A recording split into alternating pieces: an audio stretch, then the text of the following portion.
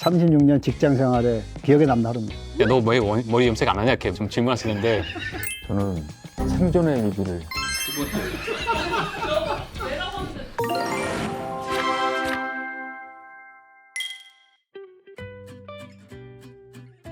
네, 안녕하십니까. 저는 세계인류의 EPC 회사 삼성 E&A에서 대표이사 사장으로 근무하고 있는 남궁홍입니다. 네, 안녕하세요. 저는 삼성 E&A에 1990년 1월에 입사해서 여지껏 잘 다니고 있는 SIC라고 하는 소프트웨어 혁신센터의 센터장을 맡고 있는 노익원 부사장입니다. 안녕하세요. 저는 삼성 E&A에서 35년째 근무하고 있습니다. 테크본부 김동현입니다. 저는 삼성 E&A에서 만 30년째 근무하고 있는 플랜트 오퍼레이션 팀장을 맡고 있는 조성호 상무입니다. 제가 30년 동안 이제 근무를 하면서 가장 기억에 남는 하루는 베트남 PVC 현장에서 있던 하루였습니다. 그날은 프레트 요구사항이었던 72시간을 아무 문제 없이 운전해서 PVC를 원스펙으로 생산하던 그날인데요. 1차 시도했던 날은 기기가 좀 트러블이 나서 공장이 셧다운되면서 좀 실패했었습니다. 그 다음에 2차는 정말 저희가 잘 준비했었고요. 다행히도 성공적으로 이제 마무리를 할 수 있었습니다. 그때 제가 이제 컨트롤룸에 있었는데, 그때 컨트롤룸에 있던 이제 발주처랑 라이센서에게 프로젝트를 성공했다고 이제 확인을 받고, 그다음에 사무실에 있는 저희 프로젝트 동료들에게 이제 연락을 했었습니다. 제가 사무실에 이제 문을 열고 딱 들어갔더니 모두 이제 환호성을 치고 박수 치면서 많이 축하를 했었습니다. 그때가 이제 굉장히 좀 늦은 시간으로 이제 기억하는데요. 바로 이제 짐 싸고 밖으로 나가서 축하 파티를 했던 그런 기억이 있습니다. 이렇게 기억나는 거가 막 성공적인 것보다는 좀 창피하고 실수했었던 얘기가 좀 기억이 남는데요. 제가 1994년도에 질린 에틸렌 프로젝트를 했었습니다. 당시에 섹션 리드 엔지니어를 하면서 BM 컨트롤을 같이 했었는데 뭔 생각 갖고 계산했는지 피팅을 잘못 계산해서 잘못 발주를 했어요. 다행히도 이제 제작은 됐지만 납품은 아직 안 한 상태에서 그 문제점이 발견이 됐고, 발견하자마자 PM을 포함한 관련 조직들한테 내가 지금 이런 사고를 쳤다. 근데 이 수습을 해야 되는데 이 만만치가 않을 것 같다. 이런 거가 해결 방안인 것 같은데 도와줬으면 좋겠다. 같은 무조건 그렇게 읍소하면서 부탁의 말들을 했는데, 당시에 옆에 있던 동료들이 그걸 내일처럼 다들 적극적으로 도와줬어요.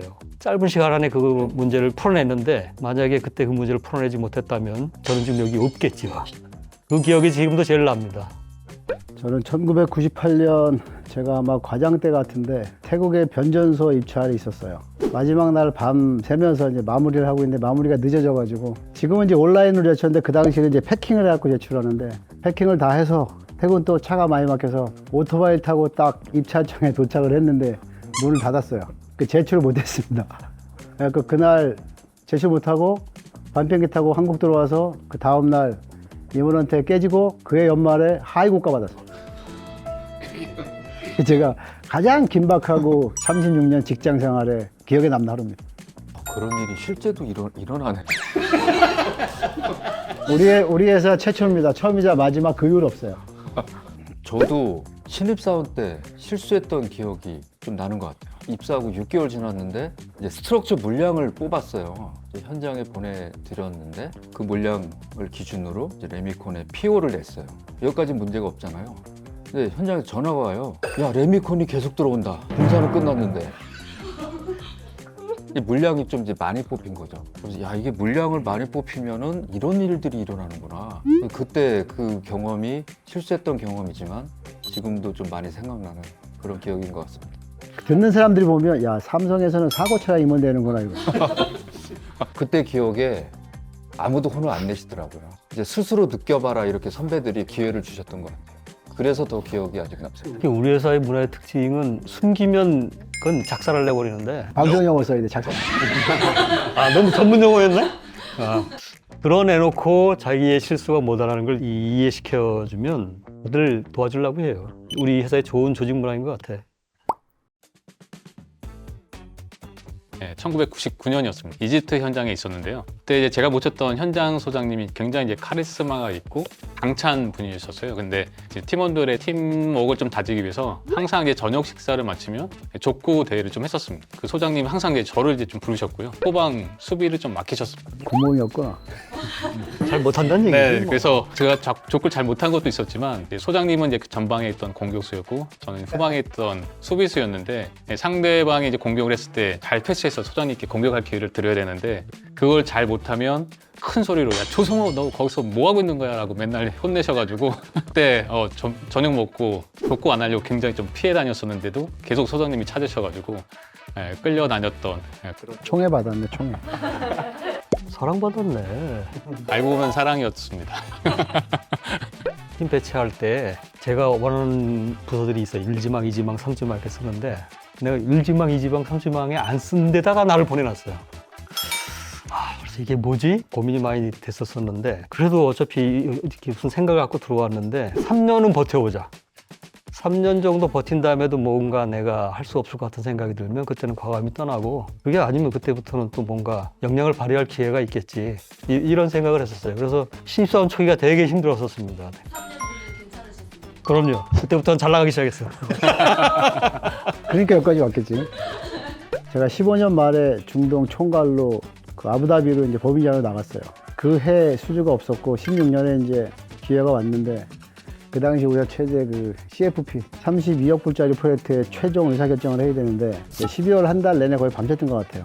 본사의 최종 승인을 받아서 금액을 내야 되는데 이게 1등을 하더라도 2등이랑 가격 차이가 많이 나도 내가 책임져야 되고 요만큼 차이로 저도 책임져야 되고 그래서 그때가 아마 제가 하루가 아니라 한 달 동안이 직장 생활을 이제 가장 초조하게 보냈던 운 좋게 했는데 결국은 큰 차이 안 나게 수주해가지고 그 프로젝트로 회사가 좀 다시 일어설 수 있는 그런 기회가 됐던 기억이 있습니다. 저는 생존의 위기를 이것도 현장에서 좀 된 얘기입니다. 지금은 이제 이런 일이 벌어지지 않는데 그때는 하여튼 그런 시절이었던 것 같아요.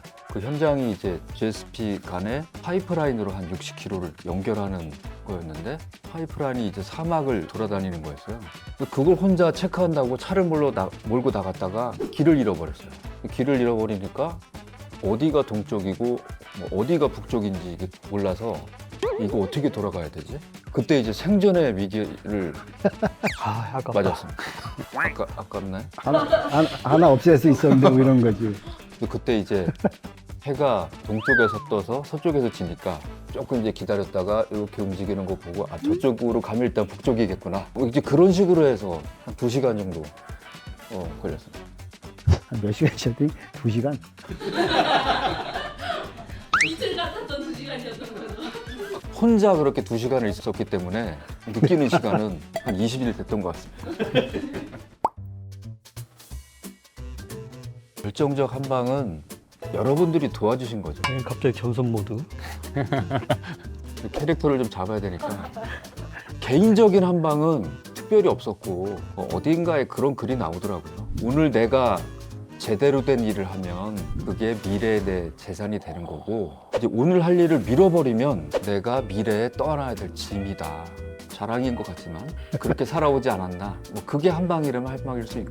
급격한 포지션 체인지네. 결정적인 한 방은 없다고 생각을 하고요. 사장 입장도 아니고 그냥 나도 한 명의 프로다 입장. 첫째는 그 조직에 적용을 해야 될 것 같고요. 두 번째는 뭔가 하려는 계획을 해야 되고 그 계획을 반드시 실행해야 되고 그걸 반복해서 신뢰가 쌓이면 아마 누구나 원하는 곳에 가지 않을까. 한 방은 없다고 생각합니다. 저도 이 두 분 말씀에 공감합니다. 한 방은 없습니다. 신입사원 입사했을 때부터 순간순간이 계속 누적되면 그 사람의 캐릭터가 되고 그 사람의 역량이 된다고 생각했기 때문에 그렇게 잘 쌓으면 뭔가 행운도 따라오는 것이지 어쩌다 뭐 한 번 했다고 이게 내 실력이 되고 결과가 된다고 생각하지 않아요. 개인적으로 좀 생각했던 게 하나 있었는데요. 과장 진급했을 때 어떤 이제 강사님이 네가 회사에서 있을 때 누구인지를 알 수 있는 뭔가를 만들어라.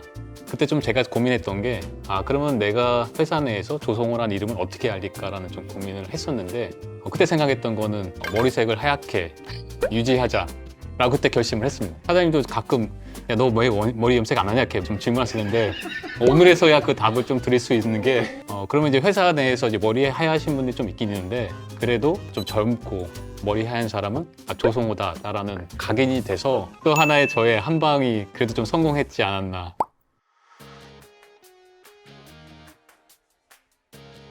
약간 식상한 답일 수도 있는데 제 주위에 있던 많은 사람들 덕분인 것 같습니다. 여기 계신 이제 사장님, 본부장님, 센터장님, 국가철도 아닌데 자꾸 그래.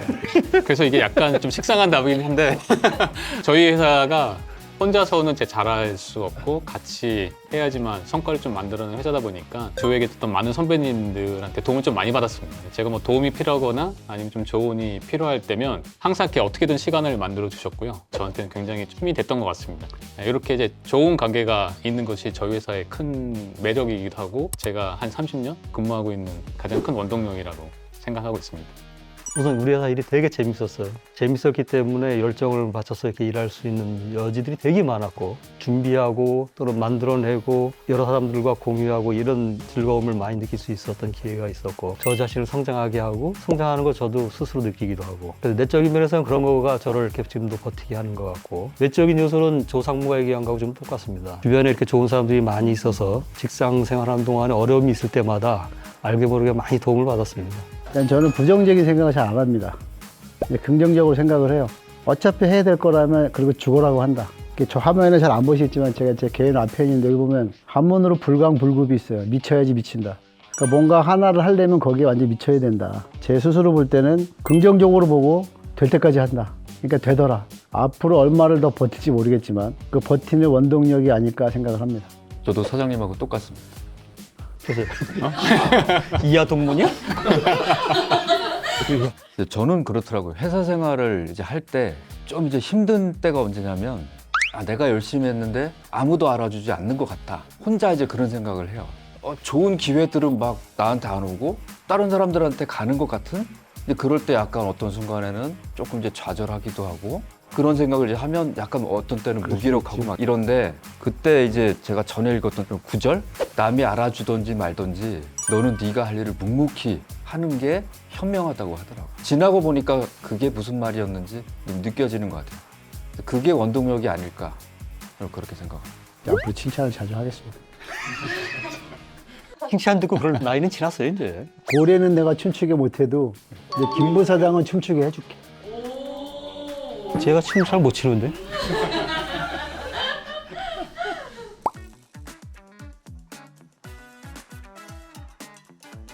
성호야, 첫날에 너한테 크게 두 가지만 좀 조언하고 싶은데 첫 번째는 몇 년 뒤에는 회사에서 이제 유상증자를 하기 때문에 주식을 아마 많이 받게 될 거야.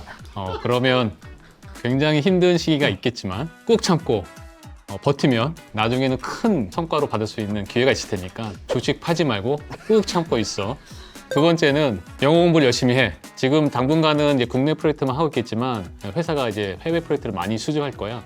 그때 자신 있게 영어 할 수 있는 영어 실력을 많이 키우고 언젠가는 아마 네가 외생관에 들어갈 수 있을 텐데 외생관 들어가서 영어 등급 1등급에 대한 스트레스를 안 받기 위해서 꾸준히 열심히 영어 공부하는 게 내가 너한테 하고 싶은 두 가지 조언이야. 조성호, 너는 잘할 수 있고 잘할 거야.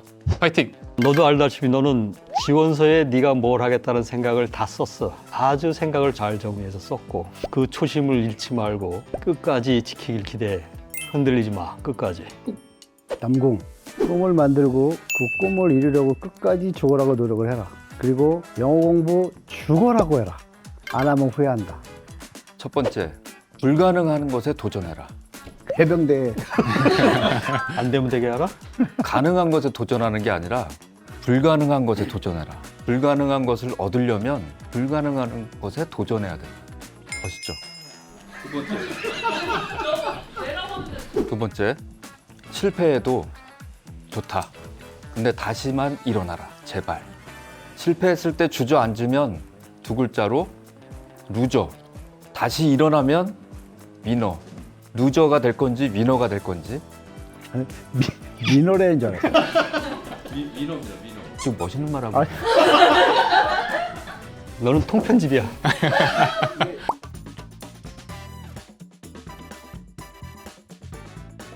저는 하기 싫은 업무는 하나도 없었습니다. 허접한 일이라 할지라도 일이 있는 이유는 누군가가 해야 하기 때문에 있는 거고 내가 안 하면 누군가는 분명히 하게 돼 있어요. 한두 번 경험을 통해서 그 일이 어떤 의미를 갖는다는 걸 알고 싶고 나중에 리더가 됐었을 때 그걸 어떻게 시켜야 될지를 알아야 되기 때문에 우리 회사 안에 일들 중에 하기 싫은 일이 난 하나도 없다라고 생각합니다.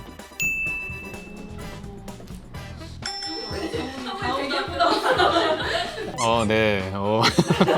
막내 상무로서 하기 싫은 일은 많지만 특히 오늘같이 막 유튜브 찍거나 아니면 사장님께 보고하는 거 뭐 이런 것들 많이 있겠지만 그 중에서도 매일매일 어려운 거는 점심 메뉴 고르는 게 가장 어렵습니다.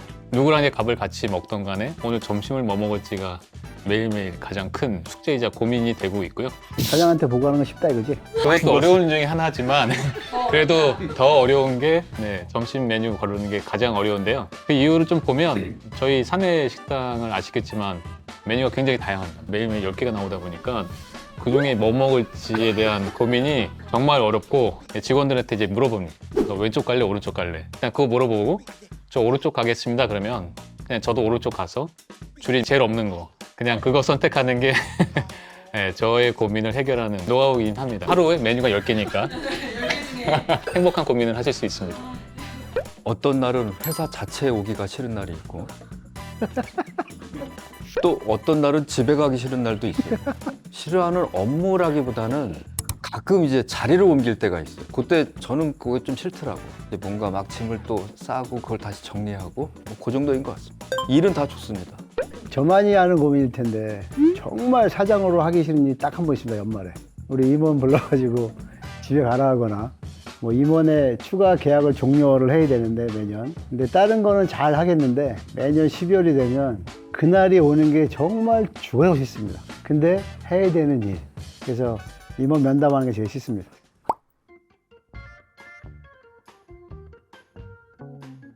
저에게 이제 삼성 E&A는 성장하고 배울 수 있고 그다음에 즐거움을 주는 곳이라고 정의하고 싶습니다. 설계본부에 이제 백그라운드를 두고 있다 보니까 전문가로 이제 성장을 하기 위해서 끊임없이 노력하고 배우고 이런 과정들이 굉장히 많았는데요. 그 과정에서 새롭게 배우고 성장하고 이런 느낌을 항상 느낄 수 있어서 회사 생활이 좀 굉장히 즐겁게 또 다녔던 기억이 좀 많은 삼성 E&A입니다. 그래서 다른 분들도 아니면 후배들도 아니면 새롭게 들어오는 신입사원들도 그런 좀 즐거움을 느끼고 하나하나 배워가는 그렇게 성장하는 그런 회사에서 오래오래 생활해서 30년 넘게 근무를 하셨으면 좋겠습니다. 제가 생각하는 삼성 E&A는 수려한 산과 같다라고 얘기하고 싶습니다. 뭔가 이렇게 멀리서 보면 우뚝 솟아 있는 그래서 아주 웅장해 보이는 그런 모습일 것 같고요. 이제 등산하기 위해서 이렇게 다가가면 산 초입에서 봤었을 땐 아마 가슴 떨리고 뭔가 하고 싶어 하고 올라가 보고 싶고 뭐 이런 생각이 드는 곳일 것 같고요. 막상 들어가서 뭔가를 하기 시작하면 어려움도 있고 뭔가 힘들어지기도 하겠지요. 그런 난관을 극복하고 또 올라가다 보면 또 다른 봉우리도 있고 그러다가 이렇게 한 30년, 35년 되면 조심스럽게 내려올 줄도 알아야 하고 그래서 인생하고 비슷하게 우리 E&A가 그런 모습이 아닐까. 저희가 엔지니어링 회사로 출발을 해서 그런지 그 문화가 아직도 많이 남아있는데 조직이 좀 안정돼 있어요. 좀 편안합니다. 엔지니어로서 이렇게 좀 공부하는 분위기가 있고 사람들 간에 서로 존중해주고 기본적으로 많은 분들이 좀 온화합니다. 그리고 일적으로 보면 비록 주니어 시절이라 하더라도 나의 업무를 일방적인 지시만 받는 게 아니라 내가 가지고 있는 업무를 어느 정도 권한을 가지고 일정이나 예산이나 이런 거 어느 정도는 컨트롤할 수 있는 권한이 있어요. 그러다 보면 비록 주니어 시절이라 하더라도 자기가 하는 일에 좀 재미를 느낄 수가 있거든요. 저는 그런 면에서 우리 회사가 일하는데 정말 좋은 회사다라는 생각을 근무하는 내내 이렇게 느끼면서 왔었던 것 같습니다. 제 삶의 원동력은 제 사랑하는 가족이고 삼성 E&A는 저에게는 피와 같다라고 말씀드릴 수 있을 것 같아요. 신입사원 때부터 지금까지 별로 구분을 안 해본 것 같습니다. 다들 웃겠지만 회사는 나고 나는 회사다라는 생각을 했고 당연히 내가 이 회사에 있어야 되고 여기서 일해야 되고 그 일하는 것 자체가 나와 우리 가족 모든 걸 위한 거다라고 생각하기 때문에 삼성 E&A를 한마디로 해라 그러면 남공이라는 사람의 피다라고 말씀드릴 수 있을 것 같습니다. 그 사장님 푸른 피가 흐르는 것 같아.